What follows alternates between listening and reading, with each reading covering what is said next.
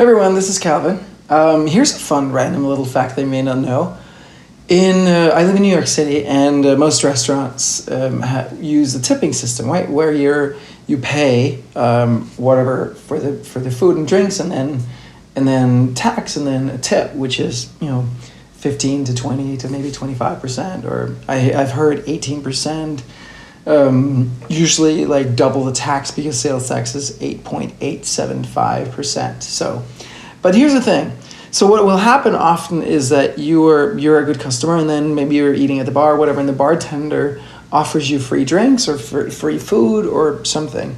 So who's paying for that liquor, for that food? Well, that's basically the restaurant's owner, right? The owner, that comes out of the owner's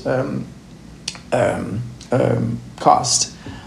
And what do you do in return is that you tip a little more to thank them. And who does the tip belong to? Well, legally, the tip belongs to the waitstaff.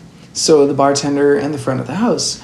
It does not. So if you get like an exceptionally good, nice meal, and like you make a special request, and the chef or the line cook or whatever makes an accommodation for you, and they do a great job, and so you tip a little extra. Does that money go to the kitchen staff?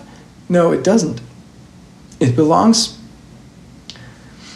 And so maybe you tip a little extra, and so does that money go to the kitchen staff? No, it doesn't. It goes to the waiters. It belongs legally to the waiters. So it can't be used for the cooks. It can't be given to the owner. So if you want to reward someone other than your wait staff in a restaurant, you would have to like make that explicit and say, here's $5, give it to the kitchen people, or something like that. Of course, almost nobody does that. Or here's $10, I want to just add that to the bill because I want to thank the owner for making this such a great restaurant and great experience or whatever.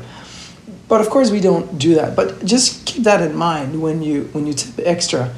Basically, so the way it usually works is that the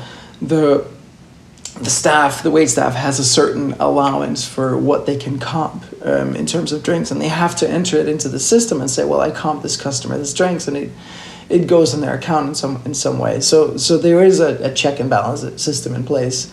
But just know that the next time that your waiter is doing that, then they're not actually bearing the cost, but when you tip extra, that goes to them.